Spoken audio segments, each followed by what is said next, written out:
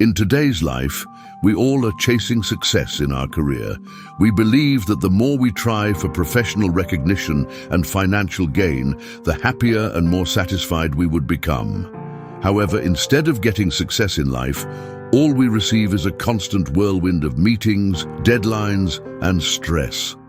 This common present-day situation is deeply connected to our quest for happiness and fulfillment in life. The above situation represents our general dissatisfaction, which may market as negative emotions such as sadness, stress, anger, or boredom. Strangely, the more we try to be satisfied, the more dissatisfied we become. This is the concept of the backwards law introduced by philosopher Alan Watts. The law challenges our conventional approach to achieving what we want in life. It operates on the principle that by not actively trying to attain our desires, we can often get closer to realizing them.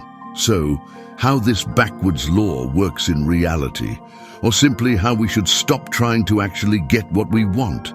Here's how it works in practice. Reduced attachment.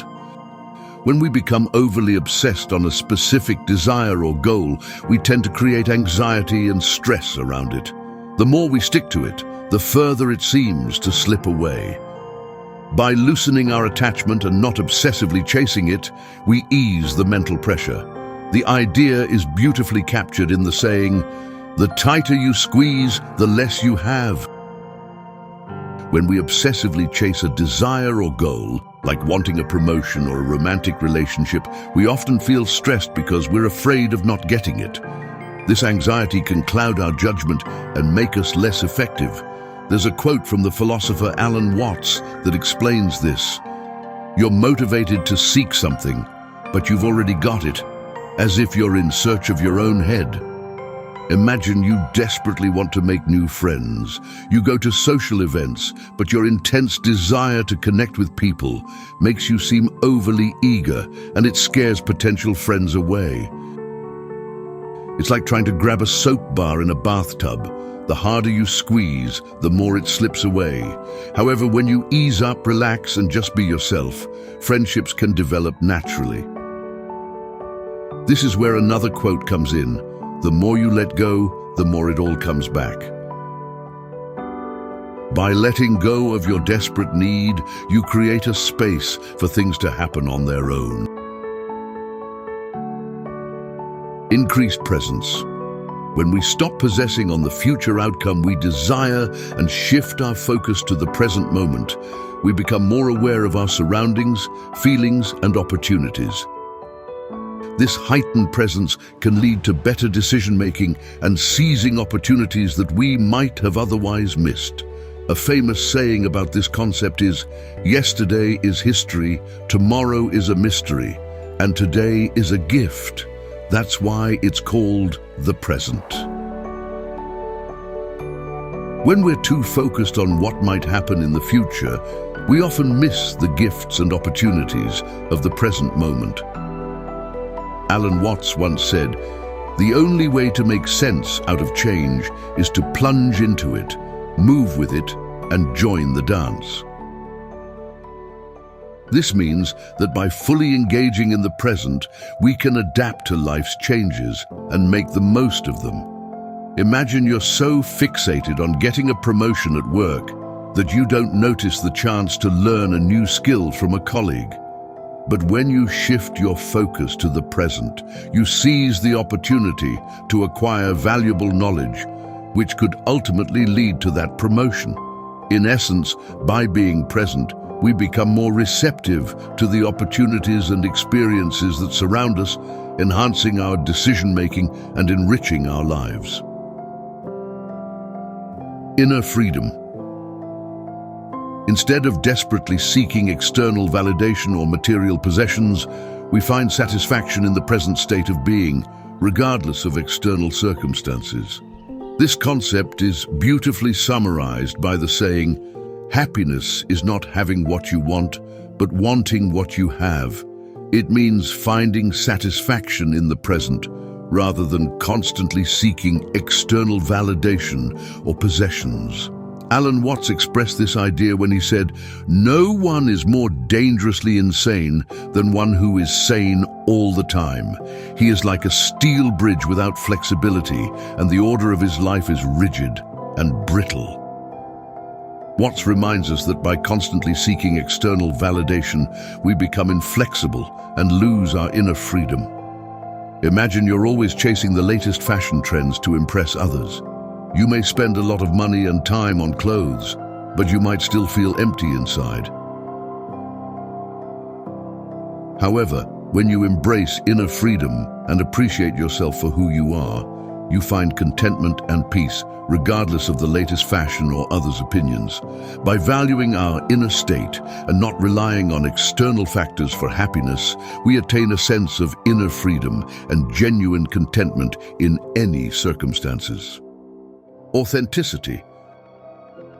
When we cease trying to be someone we're not, or chasing goals that don't align with our true selves, we naturally move toward authenticity. We attract opportunities and people that resonate with our genuine goals and values.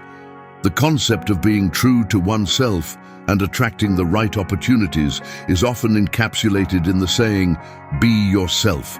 Everyone else is already taken." When we stop pretending to be someone we're not, we create space for authenticity to flourish. The philosopher Ralph Waldo Emerson put it beautifully: "To be yourself in a world that is constantly trying to make you something else is the greatest accomplishment." This means that staying true to your genuine self is a significant achievement in a world filled with pressures to conform. Imagine you're pursuing a career in finance because it's prestigious, but your true passion is art. You might feel unfulfilled and disconnected from your work. However, when you embrace your artistic side and pursue a creative career, you're more likely to attract opportunities and people who appreciate your authenticity. By staying true to your authentic self and pursuing goals aligned with your values, you naturally gravitate toward opportunities and connections that resonate with your true aspirations. This authenticity can lead to a more fulfilling and meaningful life. Flow state. By letting go of the need to control every aspect of our lives, we enter a state of flow where things seem to effortlessly fall into place. It's when we stop forcing and start allowing that we often find ourselves in the most favorable circumstances. A Zen story illustrates the concept of letting go to find clarity. In a quiet village, there lived a wise Zen master named Mei. A troubled student approached him, seeking clarity amid life's chaos. Master Mei led the student to a garden where a pond mirrored the sky. The water was cloudy, stirred by stones at its bottom. Mei handed the student a stone and said, "Your mind is like this water, clouded by thoughts and worries." The student tossed the stone into the pond, further muddying the water. Anxiously, he asked, "How can I find clarity now?" Mei simply smiled and waited. As ripples settled, the water slowly cleared. The student realized that by not reacting, the pond regained its clarity.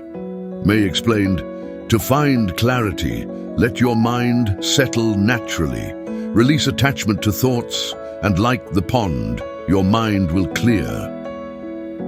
In this story, the cloudy water represents our desires, thoughts, and dissatisfaction.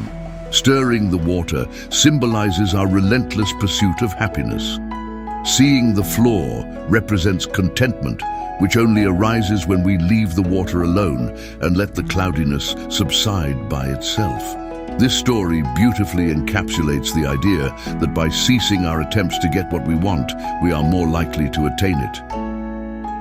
In essence, the backward law invites us to release the tight grip on our desires and goals, allowing them to manifest naturally. It's about finding a balance between ambition and contentment, recognizing that sometimes the surest way to get what we truly want is by not trying to get it, but by allowing it to unfold in its own time and way.